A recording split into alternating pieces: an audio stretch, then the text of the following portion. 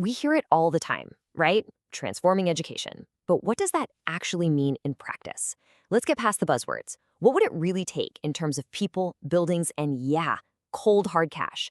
Today, we're going to walk through a really concrete plan for what it might look like to reimagine the UK's education system. I think this quote just cuts right to the heart of it. A truly great education system isn't just about throwing money at a problem. It really stands on two pillars. You've got the human pillar, the amazing teachers and staff who guide our kids, and you've got the physical one, the buildings themselves, which need to be safe, modern, and inspiring places to learn. So that's the big question for today, isn't it? If we really want to go beyond just patching things up and actually invest in our schools for the long haul, what are the numbers? How many people would we need? How many new buildings? And what would it all cost? Let's dive in. Now, the goal here isn't to just tear everything down and start from scratch. Not at all. It's about taking what we have and making it bigger, stronger, and, well, better. It's about shifting our mindset from just catching leaks in buckets to having a real, proactive vision for what our schools can and should be.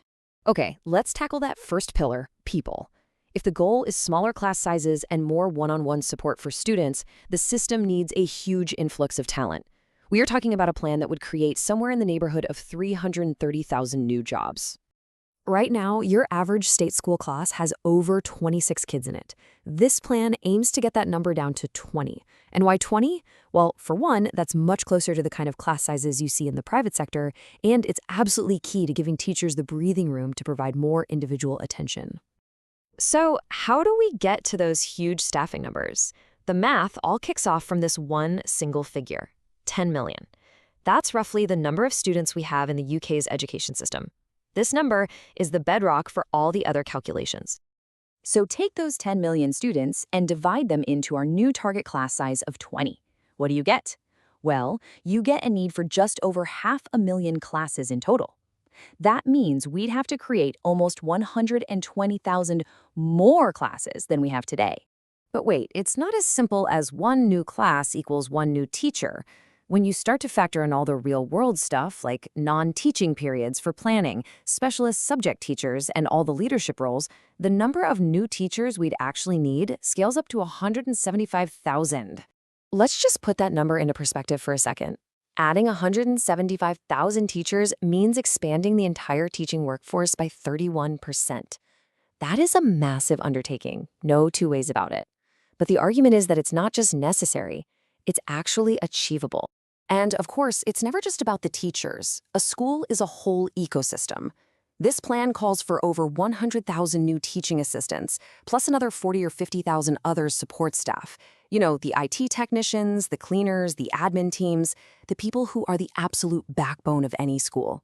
You add all that up, and that's how we land at that 330,000 new jobs figure. But here's a really interesting part of the plan. Creating 330,000 jobs isn't just a cost. It's a powerful economic lever.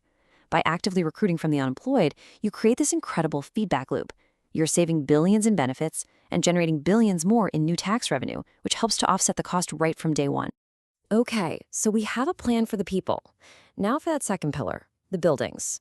All those new classes need a home. So where exactly do we find the space for 120,000 new classrooms? This is the next massive logistical challenge, right? You can't just wish new classrooms into existence. You need a practical, real-world solution for creating a truly enormous amount of new space. And the strategy here is surprisingly practical. It's a three-pronged attack that's all about using what we already have first.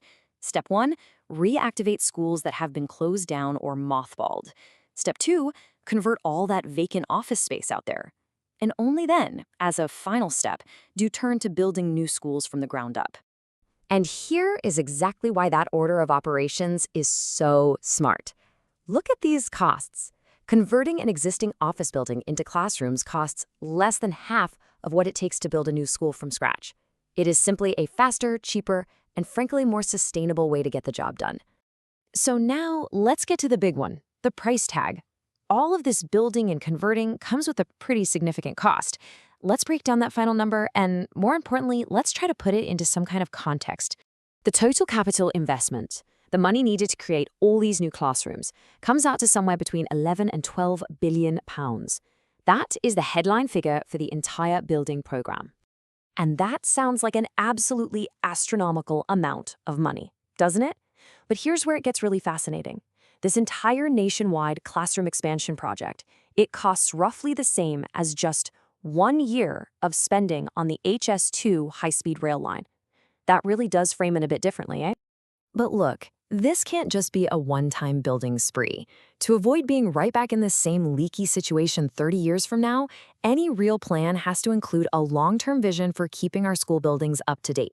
And that's exactly what future-proofing means here. It's not a buzzword, it's a concrete commitment. It's about setting aside a dedicated budget every single year specifically for modernizing our schools so they can meet new challenges head-on instead of just letting them slowly decay. And what does that actually look like? Well, it means investing in the big stuff, things like climate adaptation and decarbonization, making sure we have proper ventilation and clean air, building out the robust digital infrastructure that every school needs now, and creating flexible spaces that can adapt as teaching methods change over time.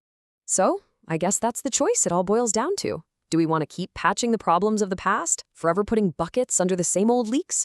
Or are we finally ready to make a real, long-term investment in an education system that's truly built for the next generation?